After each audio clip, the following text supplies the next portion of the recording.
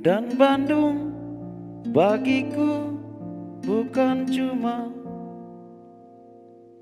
urusan wilayah belaka. Sepatah lirik lagu yang menggambarkan wilayah kecil bernama Bandung. Sekelumit urusan kewilayahan yang ada di sini efek samping dari ketidaktuntasan program besar pemerintah. Sungai Citarum adalah pekerjaan rumah pemerintah yang sampai detik ini masih belum tuntas.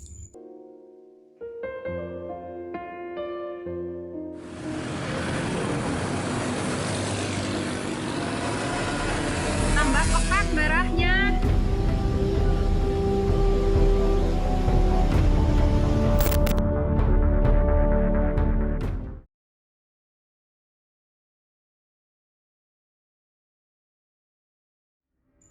Sebagian besar nadi kehidupan jutaan masyarakat Provinsi Jawa Barat bergantung pada kualitas air Sungai Citarum sebagai sungai terpanjang dan terbesar di Provinsi Jawa Barat.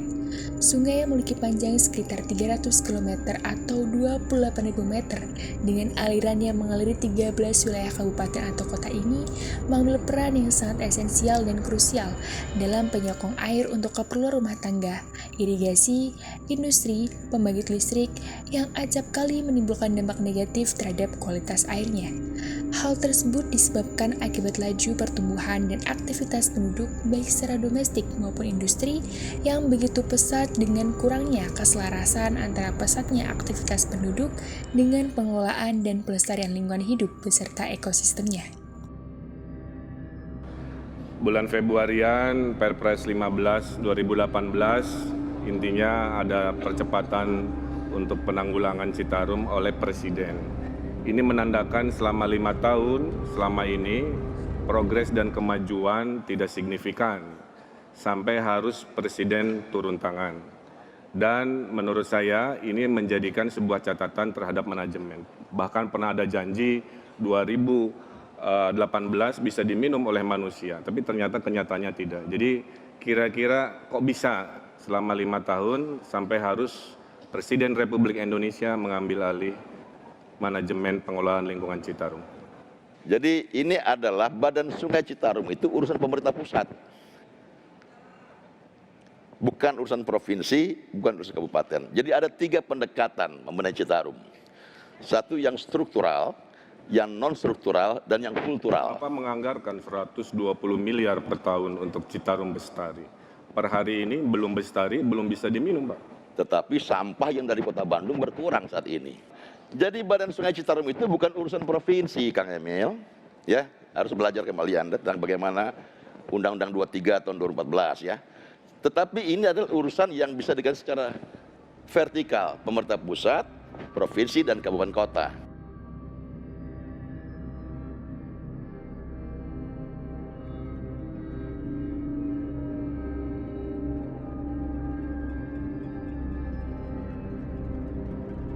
Program Citarum Harum ini yang tersisa kurang lebih 1 tahun akan berakhir di 2023 gitu ya, betul-betul belum menyasar terhadap akar masalah yang sebetulnya ya. Apa itu akar masalahnya? Akar masalahnya itu yang paling berat, yang utamanya itu adalah kesadaran. Kita perlu ketahui, saya misal domisili di Kabupaten Bandung, saya tinggal di Majalaya, artinya saya memiliki kontribusi yang lebih juga untuk bagaimana memuliakan gitu ya Citarum sebagai peradaban gitu ya, karena Citarum memiliki sejarah gitu ya, bagaimana transportasi zaman dahulu itu menggunakan Sungai Citarum itu, tapi seiring zaman juga bahwa kearifan lokal nenek moyang yang sudah lahir sejak dulu dan Sungai Citarum sebagai destinasi peradaban gitu ya, itu sudah sangat rusak kondisinya saat ini. Nah tentunya intervensi rusaknya dari apa saja ya, jumlah penduduk yang semakin meningkat gitu ya, kebutuhan lahan yang semakin meningkat, sementara lahannya segitu-gitu aja tidak bertambah gitu ya, maka juga memiliki dampak terhadap keberlangsungan Sungai Citarum itu sendiri. Ya, berbicara Sungai Citarum itu memiliki beberapa mikrodas atau anak-anak sungai, kan gitu. Nah, anak sungainya ini juga kondisinya sangat prihatin, sangat rusak gitu ya. Baik di hulu, di tengah gitu ya, dan di beberapa juga di hilir pun juga ada gitu ya, anak sungai yang kemudian bermuara ke Citarum sebagai ibu dari sungai itu sendiri.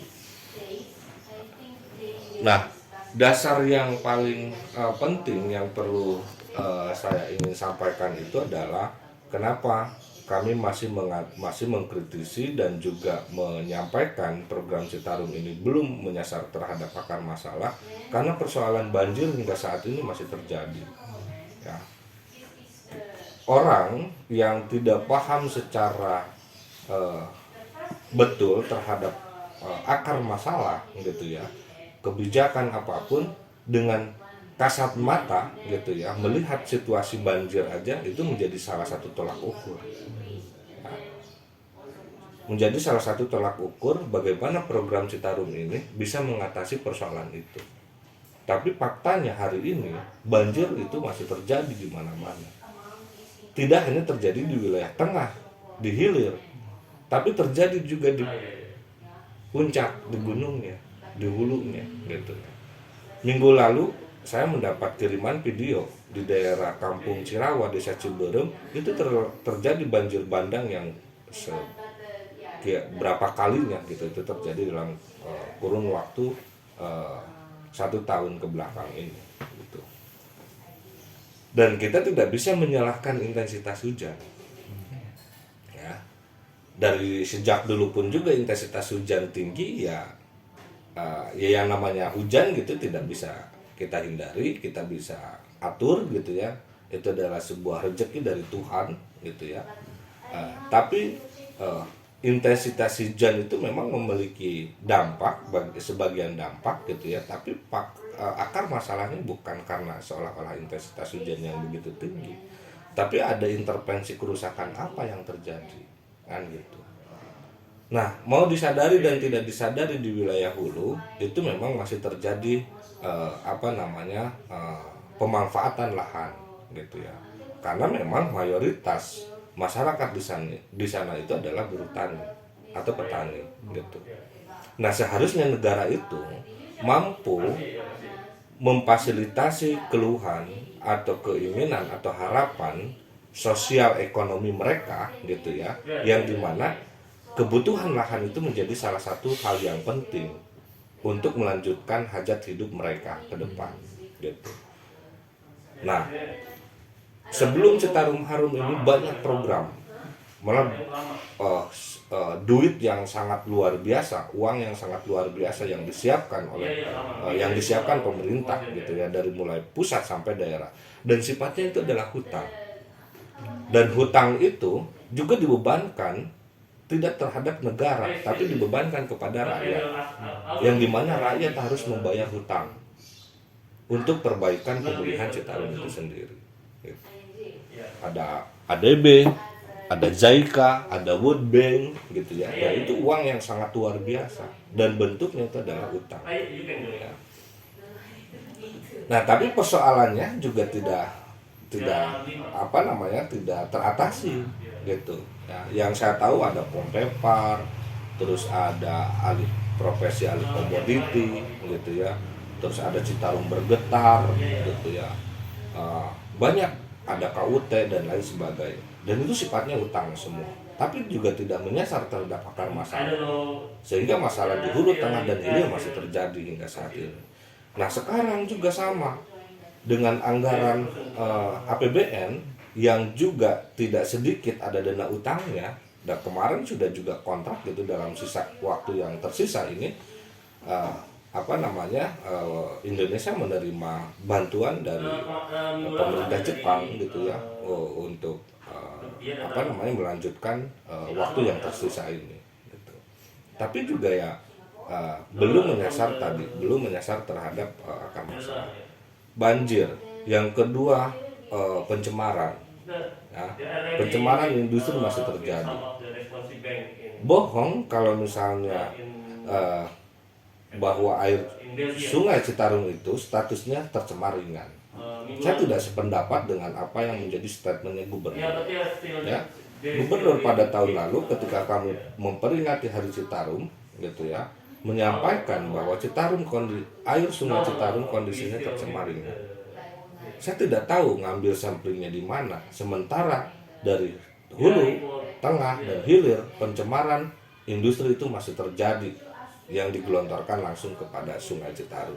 Baik anak sungai, misal di Rancaekek ada anak sungai Cikijing, di Majalaya ada anak sungai Patrol, gitu ya.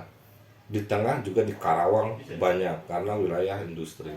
Purwakarta, Karawang sampai Bekasi di hilirnya, gitu ya. Dan itu bermuara langsung ke Citarum. Jadi pencemaran industri juga hingga saat ini masih terjadi. Dan penegakan secara hukum, gitu ya, baik oleh Satgas Citarum, gitu ya, ataupun lembaga-lembaga atau dinas-dinas terkait tidak ada upaya untuk mengontrol itu. Apalagi jangankan mengontrol, memberikan tindakan yang tegas terhadap pelaku-pelaku pelanggaran dari industri ini juga tidak disanksi secara tegas, ditegur secara tegas. Kami masih menemukan itu hingga bulan ini, gitu ya. Hingga saat ini. Nah, yang ketiga itu juga alih fungsi lahan kritis.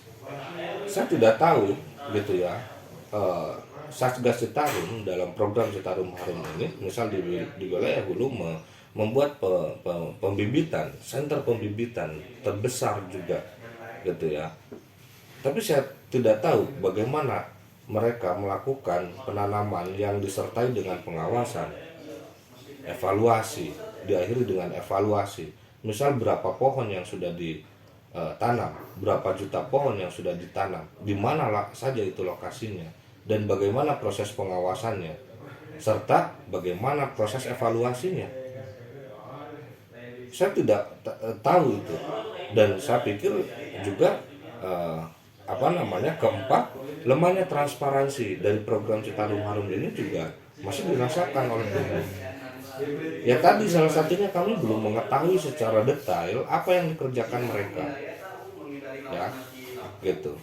Secara detail gitu. Terus berapa anggarannya?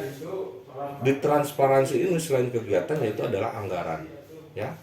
Kami belum tahu, misal waktu tersisa 1 tahun ini mereka menggunakan anggaran selain APBN dan dana utang itu dari mana saja dan berapa totalnya.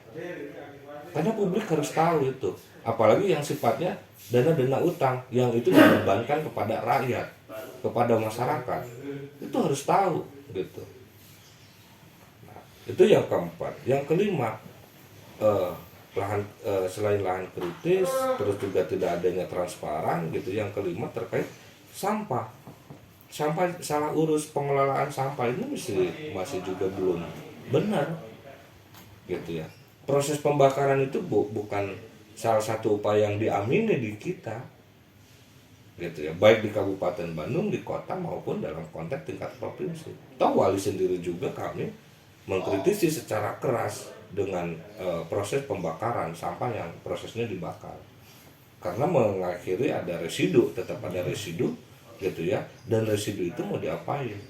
Ketika kami juga masih melihat residu itu masih berbahan kimia, beracun, gitu loh, memiliki bahan beracun, gitu. Dan itu kalau bicara soal bahaya kan, gitu. Nah, 5 poin ini kami masih temukan tidak teratasi secara jelas oleh program Citarum Harum. Pemberdayaan Das Citarum sebagai sungai strategis nasional yang memberikan posisi krusial terkait kesatuan ekosistem alam dimulai sejak ditetapkan Peraturan Presiden Nomor 15 Tahun 2018. Melalui Perpres ini, segala bentuk dinamika dan mekanisme percepatan pengendalian pencemaran dan kerusakan Das Citarum diatur dan dikoordinasikan.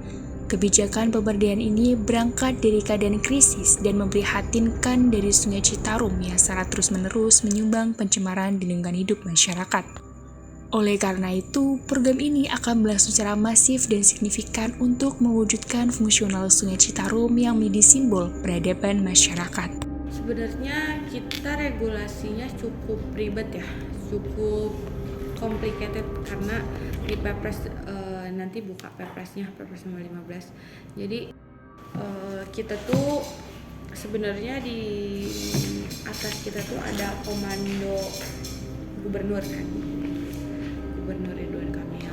Terus di bawahnya Pak Gubernur itu memberikan mandat ke Ketua Harian Satgas, di mana Pak Ketua Harian Satgas itu jadi ibaratnya kaki tangannya Pak Gub lah. Jadi untuk alur komando sendiri, nah yang seperti aku jelasin itu, pertama kita tuh di bawah Menko Marves, Pak Luhut. Jadi kenapa semua kementerian terkait? Nah, jadi di bawah Pak Luhut itu ada kementerian atau lembaga. Nah, kementerian apa aja yang terkait bisa mangga dicek di Perpres yang nomor 15 tahun 2018 untuk sekretariat pengarah. Nah, untuk yang bertanggung jawab besar penuh untuk Sungai Citarum itu ada Komandan Satgas Citarum, yakni Gubernur Jawa Barat ya. Jadi di bawah komandan itu ada Pangdam TNI, ada Kapolda Jabar dari Polri. Nah, mereka untuk alur komandonya seperti ini. Kemudian Gubernur Jawa Barat memberikan mandat ke Ketua Harian Satgas Citarum ini yang bertanggung jawab operasional sehari-hari mengenai apa yang dilakukan oleh Satgas. Nah, Ketua Harian ini kalau garis putus ini tuh koordinasi, jadi berkoordinasi dengan Sekda Jabar. Nah, Sekda Jabar ini membawahi Sekretariat Satgas yang kalian tempatin sekarang ini Sekretariat Satgas. Sekda Jabar juga berkoordinasi dengan Naradamping. Jadi sebenarnya yang lebih berkontribusi dan bukan lebih berkontribusi ya, lebih bertanggung jawab besar itu bupati dan wali kota yang ada di kabupaten kota masing-masing, karena Sungai Citarum itu kan ada 13 kabupaten kota ya sepanjang Das Citarum itu. Nah, kita yang provinsi itu kebetulan kita masuknya ke provinsi, kalau yang bupati wali kota kan masuknya ke kabupaten dan kota. Nah, yang kabupaten kota ini lebih harus bertanggung jawab, tetapi sejauh ini masih kurang kesadaran bupati dan wali kota mikirnya, karena Gubernur Jawa Barat yang mengambil alih Sidas Citarum. Jadi mikirnya, oh itu tanggung jawab provinsi, bukan tanggung jawab kabupaten kota. Makanya kalau nggak salah ada peraturan mengenai Naradamping, peraturan apa kan? SK. Nah, ada SK Gubernur yang kayak bikin surat buat keterangan bahwa sangat besar loh tanggung jawab bupati dan wali kota tuh harus berkontribusi terhadap Satgas PPKDAS Citarum seperti itu. Nah, bupati wali kota ini memberikan tugas kepada Sekda kabupaten kota. Makanya Sekda Jabar dan Naradamping itu satu alur koordinasi gitu. Nah, untuk setelah itu ya udah Sekretaris Satgas itu kita. Untuk komando sektor itu 23 sektor. Untuk Pokja ini ada berapa Pokja sih teh? 9 Pokja dengan anggota, tahu nggak teh anggotanya berapa? Banyak kan? Ada 9 Pokja yang diketuai oleh 9 OPD di provinsi. Nah, 9 OPD di provinsi. Anggotanya itu banyak, ada di kabupaten kota, banyaklah anggotanya. Itu mah bisa dilihat di Pergub nomor 38 tahun 2021. Yang redaksi ya 37, Pergub 37. Nah, di sini juga kita punya tim ahli. Tim ahli ini ada 10. Ada 10 tim ahli dengan itu yang berbeda, keahlian yang berbeda. Ada yang ahli di persampahan, ada yang di limbah industri, ada limbah ternak. Pokoknya berbeda sesuai dengan program yang ada di Citarum tadi, ada 10 program. Nah untuk ini yang sekarang lagi kita canang-canangkannya. Sebenarnya ini tuh ada 5, ini tuh 4, sebenarnya ada 5 itu ini pemerintah. Jadi namanya tuh pilar ABCGM, akademisi, termasuk adik-adik ini akademisi, terus C itu komunitas, B itu bisnis, kayak industri, kayak pokoknya yang bisnis yang terkait dengan Citarum. G government, pemerintah, M itu media. Yang baru kita lakukan tuh jampe di 3 segmen. Pertengahan tahun kemarin kita melakukan di Bekasi segmen hilir, kemudian baru 3 bulan yang lalu kita melaksanakan jampe itu Jambore Pentahelix, kita melakukan di Cianjur. Kemudian yang ketiga kemarin baru aja dilakuin seminggu yang lalu di mana sih, Kabupaten Bandung. Tuh kalau alur komando yang saya tahu seperti itu. Berdasarkan hasil riset di beberapa titik tertentu, pemerintah secara terstruktur membagi sektor-sektor di sekitar Sungai Citarum dengan teknik pemulihan yang disesuaikan pula terhadap permasalahan yang dihadapi masing-masing wilayah atau sektor. Sebagai contoh, Kelurahan Bale Endah yang masuk ke dalam bagian sektor 22. Fokus utama pemulihan di sana adalah pemberdayaan sungai mati dan sampah.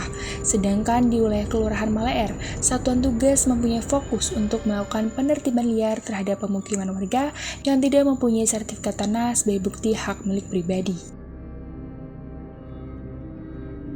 Kami mendatangi salah satu areal penggusuran yang berada di Kelurahan Maleer.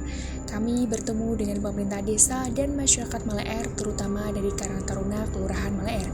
Sekitar 10 dari 12 RW di Kelurahan Maleer, Kecamatan Batununggal, Kota Bandung, Jawa Barat, bangunannya terpaksa digusur dengan tujuan normalisasi Sungai Citarum Harum sektor 22. Hal tersebut sudah pasti menuai pro dan kontra.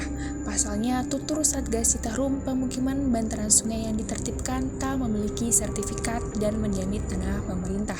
Namun di sisi lain, pemerintah sudah semestinya memenuhi kebutuhan sandang, pangan, papan warganya karena setiap warga negara berhak atas pekerjaan dan penghidupan yang layak bagi kemanusiaan.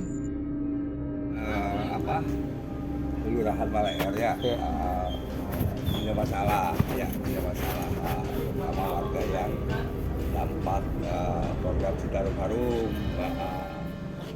Program Citarum Harum, karena program Citarum Harum kan itu untuk kebersihan sungai ya awalnya, tapi sekarang tuh larinya tuh ke bongkaran. Bongkaran area yang di sekitar sini. Kebongkaran yang tinggal di sini kan bangunannya udah permanen ya di bantaran sungai. Nah intinya mah yang nggak ada sertifikat ya atau namanya tuh tanah negara ya itu dibongkar. Tapi dibongkar itu hanya sebatas dibongkar aja. Oh nggak ada pemberian jadi nggak sesuai dengan Kepres. Kalau di Kepres kan yang namanya pembongkaran walaupun bukan tanah mereka gitu ya warga itu kan yang namanya negara harus dijaga ya. Ada relokasi gitu kan. Itu diganti. Ini enggak sama sekali gitu. Jadi program Citarum Harum itu program nasional ya. Kalau ketua satgasnya di gubernur ya, gubernur ketua satgasnya. Jadi program yang menurut saya ya selalu dipaksakan kan yang namanya pembangunan itu kan udah harus diperhatikan hak asasi manusia warga ya masyarakat itu.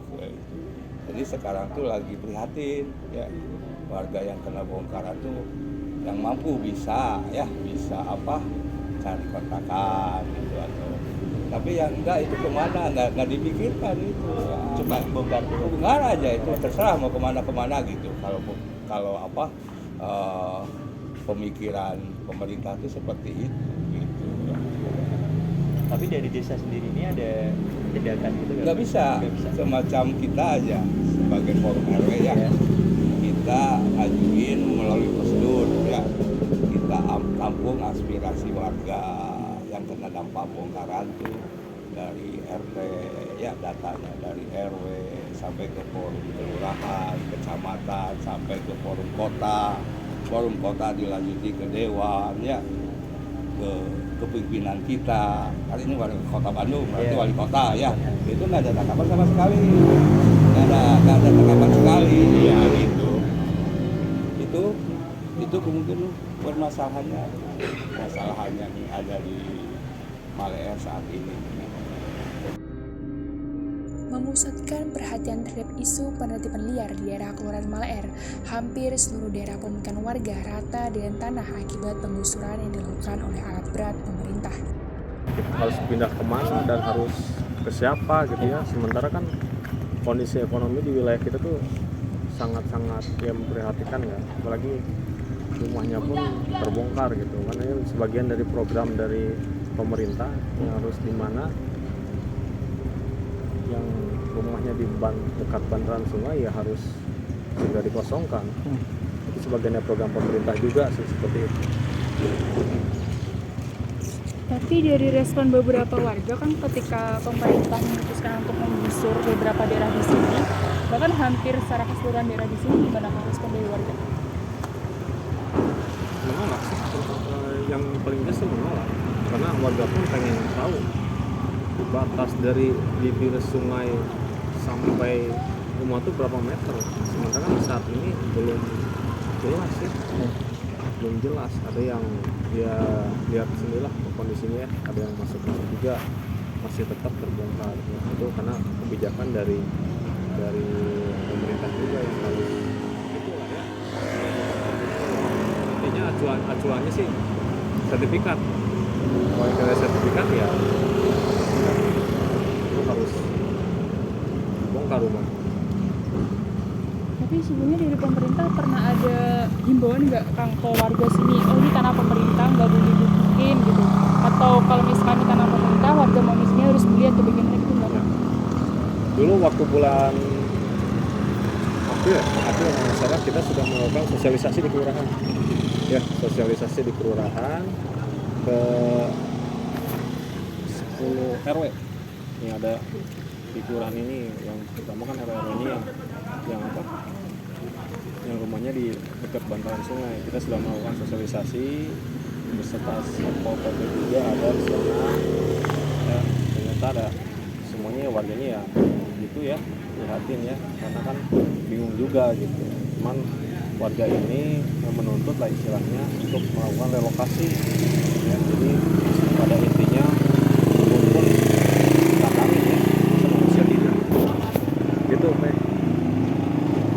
Tapi pemerintah menjelaskan nggak sih Kang kalau ini penggusuran apa sih hubungannya sama program Citarum Harum gitu sebenarnya? Sudah dijelaskan juga tadi ya, karena dari pemerintah ini kan mengambil dulu tanahnya ya, yang sekarang itu dijadikan rumah tinggal ya, yang dijadikan rumah tinggal. Terus sudah juga disosialisasikan juga ke warganya juga ya, karena pada intinya seperti itu lah ya, dimana kita mengambil haknya dari pemerintah. Terakhir seperti itu sih bilangnya waktu bulan April seperti itulah. Terus dan juga hal ini yang mengacu pro dan kontra ya, ada yang oke, ada yang warga itu ada yang menolak keras ya. Makanya dari beberapa waktu ke belakang ya banyak yang protes juga ya, menghimbau karena akan dilakukan penghijauan ya. Jadi yang bantaran sungai ini akan melakukan penghijauan seperti kelurahan-kelurahan yang sudah dibongkar rumahnya ya, termasuk dari kelurahan Binong dan Gumuru sudah dilakukan ya kan, sekarang bagian dari wilayah Kelurahan Maleer gitu. Dari yang masih kita mungkin berbicara sedikit terkait keberpihakan lah Kang gitu. Karena sebagai karakternya di sini melihat kondisi warganya seperti ini, tapi di sisi lain pemerintah katanya memiliki suatu kebijakan yang ingin memberikan hal baru karena Citarum ini kemudian nanti akan menjadi sumber kehidupan bagi warga gitu Kang. Itu dari apanya gimana? kalau di Karang Taruna banyak ya, banyak anggota saya juga yang terbongkar ya, dari radio belah apa. Kita dulu bantu cari rumah ya, terus ada juga yang di tempat, ada juga sebagian ada yang di Bantar tapi sudah ada legalitasnya. Saya ya prihatin ya teh, kita kehilangan berapa warga kita. Yang saya bingungin ini warga mau pindah kemana? Pindah kemana? Uang nggak punya lagi. Pindah kemana? Ke rumah siapa? Ya prihatin lah. Kalau saya dari Karang Taruna gitu. Gitu teh. Jadi sebelum skripsi itu sebenarnya kami sempat ke Satgas Dago ya Kang. Kita memang ingin melihat dua perspektif lah, dari sekretariatnya Dago, dari sekretariat Satgasnya sendiri sama dari warga secara langsung gitu Kang. Nah dari pihak sana kan katanya dari pemerintah mengarahkannya ke rusun kan seperti itu. Tapi apakah itu memang benar-benar terjadi? Ya mudah-mudahan ya. Mudah-mudahan saya pun dapat kabar dari rusun kanalisasi di Cisaran tuh, ada Cisaran. Awalnya pun berencana mau membangun lagi penambahan rusun. Kita di sini rusun kan di Ranca Cili ada, di Cisaran kan ada, itu daerah saya lupa lagi. Itu mau penambahan ya. Jadi kita pun bersama Lurah, bersama Kapolres RW, bersama dari Dewan pun ya, kita mengupayakan si warga-warga ini agar setidaknya dapat ya kerohiman ya. Pemerintah tidak memberikan penjelasan lebih lanjut terkait korelasi antara kebijakan penertiban liar terhadap program pemulihan Sungai Citarum. Mayoritas warga menuturkan bahwa satuan tugas atau militer setempat hanya membantu dan mengarahkan terkait regulasi prosedur dan mekanisme penertiban liar tanpa memberikan rasionalisasi yang tepat kepada masyarakat.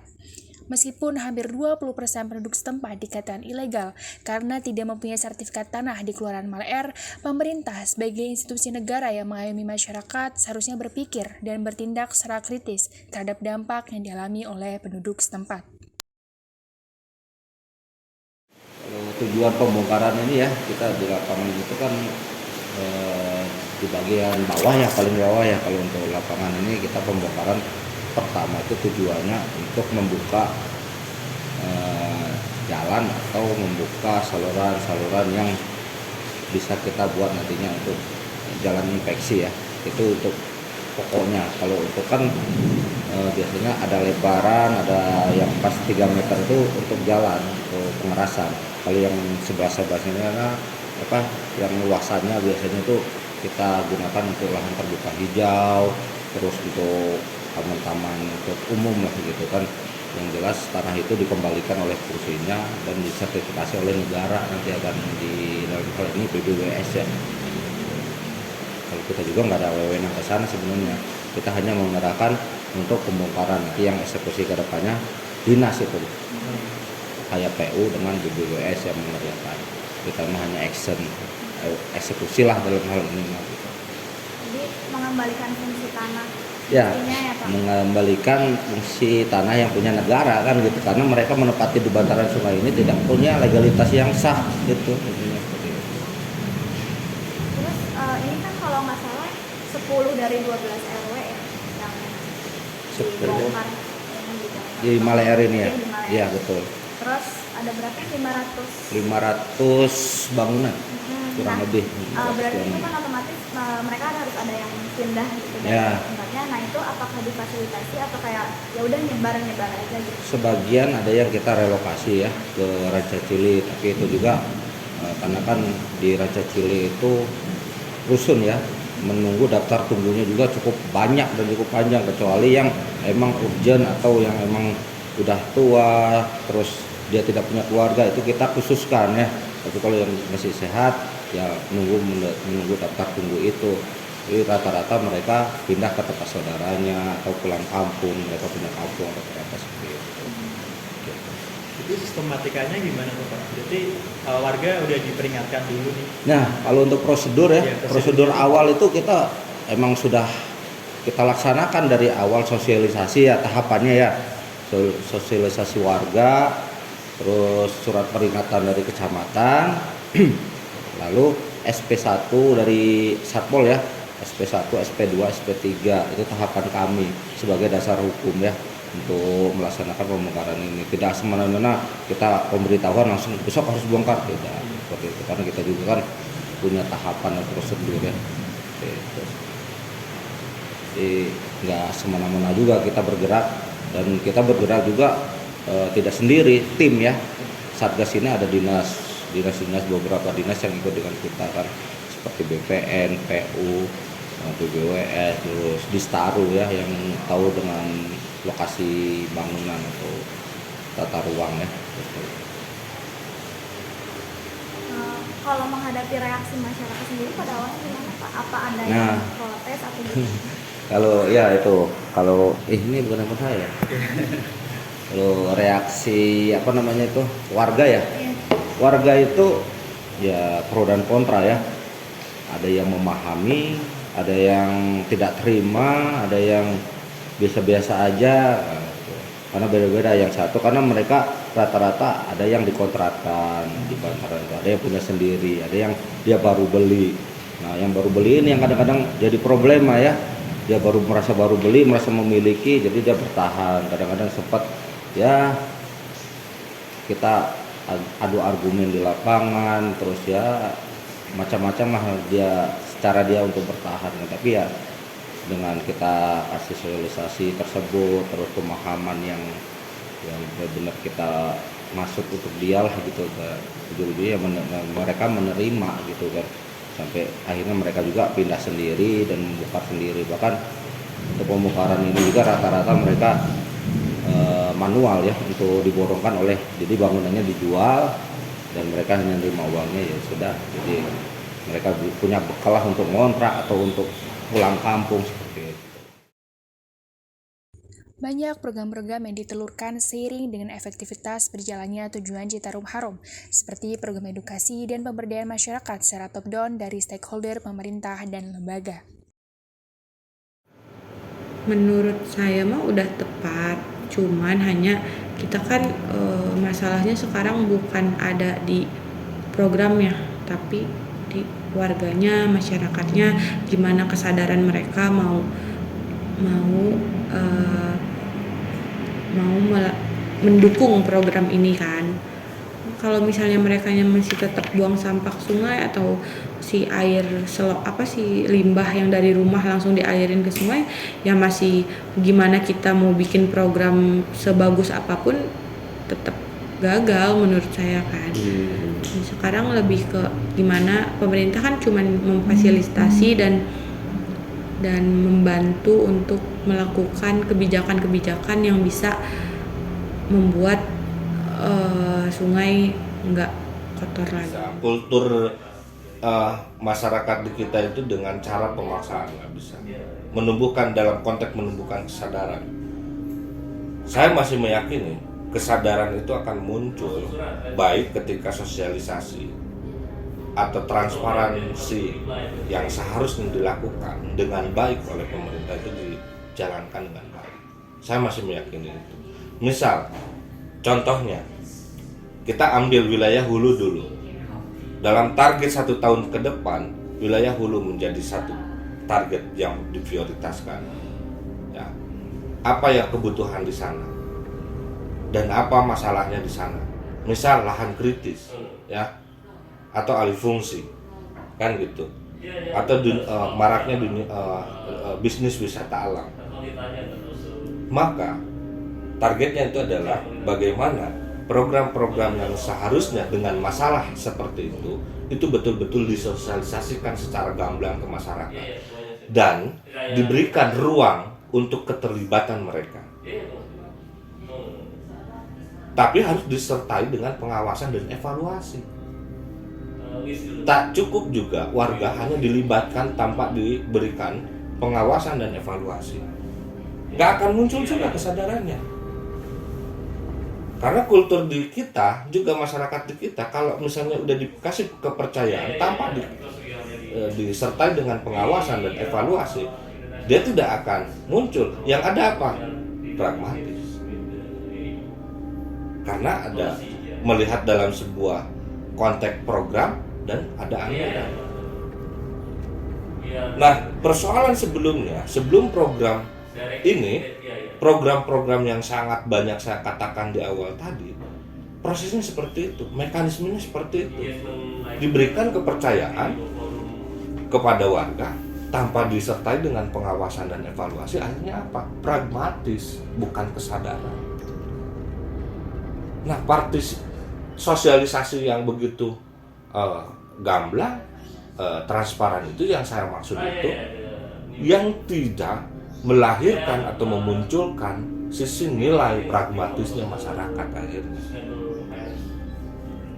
Contoh misal tadi dalam satu kecamatan ada berapa desa gitu ya, dan lakukan proses-proses transparansi melalui sosialisasi kegiatan itu secara intensif. Dan perannya apa? Masyarakat itu diposisikan dalam program mereka itu, perannya apa? Berikan tanggung jawab itu. Tapi tidak setengah juga memberikan tanggung jawabnya. Tidak hanya administratif yang kemudian bisa menjadikan sebuah laporan. Paham nggak? Oh, udah dilibatkan. Ada nih daftar hadirnya. Dilibatkan dalam proses waktu nanam, bikin. Nggak cukup begitu. Itu bukan disebut partisipatif. Bukan disebut pelibatan yang benar. Saya masih meyakini bahwa pelibatan itu hanya seremoni dan juga hanya untuk kebutuhan laporan mereka. Tapi pelibatan yang dimaksud itu bagaimana mereka, masyarakat ditempatkan secara baik gitu. Dan difungsikan secara tepat dengan tadi proses-proses pengawasan, edukasi ya, dan disertai dengan evaluasi. Itu dalam proses pelibatan atau transparansi gitu ya. Yang saya yakini kesadaran akan muncul. Karena gini, apalagi di zaman sekarang, di masa sekarang, masyarakat mungkin sudah mulai ngeh bagaimana kondisi lingkungan di kita itu semakin tahun semakin buruk. Jadi proses bagaimana mereka diajak untuk peduli terhadap lingkungan, saya rasa tidak akan sesulit dulu. Karena saya yakin dengan bencana-bencana yang terjadi saat ini, baik banjir, gunung api, gempa, ya, kebakaran hutan dan sebagainya, itu memunculkan kesadaran bahwa lingkungan kita sudah tidak baik. Apalagi dalam konteks saat ini perubahan iklim sudah terjadi di kita. Bagaimana BMKG atau kita semuanya sulit sekali untuk menentukan kapan hujan, kapan kemarau. Nah, dulu tidak dengan mekanisme teknologi aja. Kalau masyarakat di gunung, di hutan, dekat sekitar hutan gitu ya, memiliki kalender musim. Mereka, oh bulan ini udah musim hujan, oh bulan ini udah musim kemarau, itu tepat. Saat ini bisa. Nah, kan sudah terjadi perubahan iklim. Dan kenapa tadi saya mengatakan jangan nyalahkan intensitas hujan. Intensitas hujan itu adalah faktor penyebab dari perubahan iklim. Program PPKD Citarum dengan membawa branding program dengan nama Citarum Harum yang tersisa kurang lebih 1 tahun atau yang berakhir 2023 belum menyasar akar masalah yang sebetulnya. Akar masalahnya yang paling berat dan utamanya adalah kesadaran. Masyarakat terutama yang bertempat tinggal berdekatan dengan Sungai Citarum tentu memiliki kontribusi yang lebih untuk memuliakan Citarum sebagai peradaban. Karena Citarum memiliki sejarah sebagai sungai yang seringkali dimanfaatkan untuk transportasi di zaman dahulu. Tentunya intervensi rusaknya Sungai Citarum tidak terlepas dari faktor jumlah penduduk dan kebutuhan lahan yang secara terus-menerus meningkat. Sementara itu, jumlah porsi lahan yang tersedia dan didaya gunakan tidak mengalami pertambahan, sehingga hal tersebut berimplikasi terhadap keberlangsungan Sungai Citarum. Namun, dalam prosesnya justru program Citarum Harum dinilai menimbulkan persoalan sosial baru di masyarakat, terutama di wilayah Kelurahan Malaer yang menjadi sektor penertiban liar pemukiman warga sekitar. Mayoritas warga lokal dengan ketidakberdayaannya melawan kebijakan pemerintah pasrah terhadap kondisi pemukimannya yang hancur oleh alat-alat berat negara. Pemerintah menjanjikan adanya relokasi bagi mereka yang berdampak program Citarum Harum, akan tetapi transparansi terkait prosedur dan mekanisme serta rancangan anggaran dana yang diakomodasikan untuk kepentingan relokasi sama sekali tidak diperlihatkan untuk diakses oleh warga.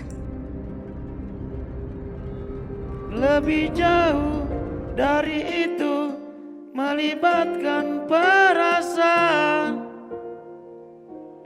yang bersamaku ketika sunyi.